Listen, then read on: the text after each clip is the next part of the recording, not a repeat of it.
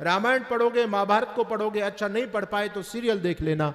उस सीरियल के अंदर माता सीता भगवान राम को क्या कहती है? हिंदू पुत्र या आर्य पुत्र, क्या कहती है? हाँ, जम्बू द्वीपे भरत खंडे आर्यावर्त देशे, हम लोग बोलते हैं, आज भी बोलते हैं सभी। कोई हिंदू देश है नहीं बोलता। आज भी आप वहां पर चले जाओ, आप गया जी के अंदर, वहां विष्णु हरिपद मंदिर है, और काशी विश्वनाथ चले जाओ आप, वहां पर पट्टिका लगी हुई है, आर्य धर्म तरेशम प्रवेशो निषिद्धा। जो आर्य धर्म को नहीं मानते उन लोगों का प्रवेश वर्जित है। वहां पर हिंदू धर्म कहीं पर भी नहीं लिखा हुआ। तो हिंदू ना तो हमारा धर्म है, ना हिंदू हमारा नाम है। हिंदू एक अपमानजनक शब्द है जो मुसलमान लोगों ने गाली के रूप में हमारे साथ प्रयोग किया। तो हमारे देश में जब ये यवन आक्रांत आए मुसलमान लोग, तो इन लोगों ने सबसे पहले हमारी पहचान मिटाई। हमारी पहचान क्या थी? हम आर्य थे। इन लोगों ने हमको क्या नाम दिया? आर्य से हिंदू बनाया, हमारी पहचान मिटा दी। वो जानते थे आर्य बने रहेंगे तो कभी ना कभी इनके मन में अपने सही इतिहास को जान करके एक कभी गौरव के भाव जगेंगे, तो हमारी सत्ता को उखाड़ फेंक देंगे ये लोग।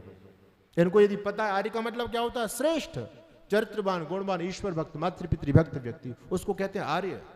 वो जानते थे कि अगर ये श्रेष्ठ अपने आप को मानेंगे तो कभी इनके संस्कार जागृत हो सकते हैं, इसलिए इनको श्रेष्ठ नहीं, इनको गुलाम बनाओ, इनको काफिर कहो, इनको चोर कहो, इनको बदमाश कहो। तो उन लोगों ने सबसे पहले हमारी पहचान मिटाई। हमको नाम क्या दिया? हिंदू नाम दिया। और देश का क्या नाम रख दिया? हिंदुस्तान। ये हिंदू और हिंदुस्तान दोनों ही नाम बड़े घातक हैं, अपने नाम नहीं है, अपने पूर्वज ऋषि लोगों के द्वारा दिए हुए नाम नहीं है। ये हिंदू और हिंदुस्तान मुसलमान लोगों के द्वारा दी हुई गाली है, और हिंदुओं का रहने का स्थान उसको कहते हैं हिंदुस्तान। इन लोगों ने हमारी पहचान मिटा दी। उसके बाद फिर हमारे इतिहास को खत्म कर दिया। सारा का सारा इतिहास अपने लोगों का उन्होंने हमको पढ़ाना शुरू कर दिया। इन मुसलमानों के बाद में देश में अंग्रेज लोगों की सत्ता आई। ये आक्रांता जब लोग आए तो इन्होंने फिर पहचान मिटाई हमारी। इन्होंने हिंदू से एक नया नाम दे दिया, हमको क्या बोलते हैं? इंडियन। और देश का क्या नाम दिया? आप जानते हो इंडिया का क्या मतलब होता है? अधिकांश लोग ये समझते हैं कि महाराज अंग्रेजी में भारत को इंडिया बोलते हैं, लेकिन ऐसा नहीं है। अंग्रेजी में पाकिस्तान को क्या बोलते हैं? पाकिस्तान। अमेरिका को क्या बोलते हैं? अमेरिका। कनाडा को क्या बोलते हैं? कनाडा। ऑस्ट्रेलिया को क्या बोलते हैं? ऑस्ट्रेलिया। छोटा सा देश है नेपाल, नेपाल को भी अंग्रेजी में नेपाल ही कहा जाता है। भूटान को भी अंग्रेजी में भूटान ही कहा जाता है। तो फिर भारत को भी तो अंग्रेजी में भारत बोलना चाहिए। भारत को इंडिया क्यों बोल रहे हैं? इंडियन का मतलब होता है गुलाम पर्सन, और इंडिया का मतलब गुलाम देश। ये जो इंडियन और इंडिया दोनों शब्द बहुत घातक हैं, ये भी अपमानजनक शब्द है हमारे लिए। तो इन दुष्ट लोगों ने भी हमारी पहचान मिटाई, हमको फिर इन्होंने गुलाम किया। मुसलमान लोगों ने भी हमको गुलाम कहा, अंग्रेज लोगों ने भी हमको गुलाम कहा, और हम लोगों ने इनकी दी हुई गाली को बड़े फक्र के साथ में स्वीकार कर लिया। और आज हम ये नारा दे रहे हैं, गर्व से कहो हम हिंदू हैं। अरे भले आदमी, चोर के हलवाने में कौन से गर्व की बात है? हिंदू का मतलब क्या? चोर, काला, काफिर, गुलाम, बदमाश, ये हिंदू की मीनिंग है। आप डिक्शनरी देखिए, आप फारसी की, उसमें स्पष्ट लिखा हुआ है। तो ये एक बहुत बड़ी कॉन्स्पिरेसी चल रही है देश में। हम सभी आर्य हैं, आर्यों की संतान हैं। ये हम विदेशी आक्रांताओं ने हमारी पहचान को मिटाया, हमारे इतिहास को मिटाया। और आप देखिए आगे जाकर के मैं आपको बताना चाहता हूं, ये तो मैंने आपको पाठ्यक्रम की बात बताई। आज बच्चे बैठे हैं, आप जानते हैं भारत की खोज किसने की? क्यों जी, किसने की? वास्को डी गामा ने की। अच्छा, क्या भारत कहीं खो गया था जो ला करके उसने पकड़ा दिया आपको कि ये रहा भारत? कहते हैं भारत की खोज वास्को डी गामा ने की 1498 में की। 1498 से पहले भारत नहीं था क्या? भारत तो पहले से ही था, लेकिन 1498 में लुटेरों को पता चला था कि भारत एक सोने की चिड़िया, उसको लूट लो।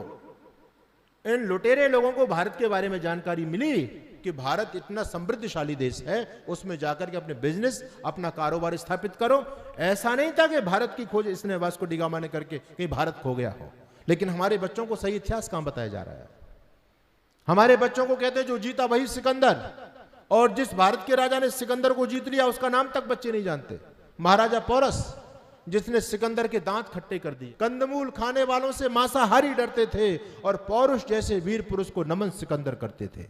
सिकंदर को धूल चटाने वाला वो मां भारती का शेर महाराजा पोरस, आज उसके नाम को बच्चों हम नहीं जानते हैं। अच्छा, आप लोग जानते हैं विमान सबसे पहले किसने बनाया? विमान बनाने वाले वैज्ञानिक का नाम क्या है? बोलो। Wright brothers. गलत बात है आपकी। यह भी एक बहुत बड़ी झूठ है। राइट ब्रदर्स ने तो 1903 में विमान बनाया था, लेकिन इससे 8 साल पहले भारत के एक महान वैज्ञानिक जिनका नाम था शिवकर बापूजी तलपदे, इन्होंने 1885 में 1895 में एक विमान बनाया और मानव रहित विमान बनाया। बापू शिवकर तलपदे बंबई की चौपाटी पर नीचे बैठे थे और रिमोट के द्वारा विमान का कंट्रोल उनके हाथ में था और जमीन से 1500 फीट ऊपर उनका विमान उड़ रहा था। और उस दृश्य को देखने के लिए, उस ऐतिहासिक घटना को देखने के लिए उस समय बड़ौदा के राजा सयाजीराव गायकवाड़ और बंबई हाईकोर्ट के जज होते थे महादेव गोविंद रानाडे, ऐसी बड़ी गणमान्य हस्तियों के साथ में हजारों लोग वहां पर मौजूद थे। लेकिन अंग्रेज लोग कभी नहीं चाहते कि कोई भी विज्ञान का आविष्कार का श्रेय भारत के वैज्ञानिकों को मिले, इसलिए उन लोगों ने ये सारी की सारी बातों को छिपा लिया और एक झूठा इतिहास, बिल्कुल झूठा इतिहास हमारे बच्चों को बताया जा रहा है। अब सरकार जगी है तो अब धीरे धीरे सही इतिहास पढ़ाया जाएगा, लेकिन पूरी तरह से सही इतिहास बताने की हिम्मत तो सरकारों के अंदर भी नहीं है। कुछ कुछ आपको जानकारी मिल जाएंगी, बाकी आप सही इतिहास जानना चाहते हो तो आर्य समाज के विद्वान बताएंगे।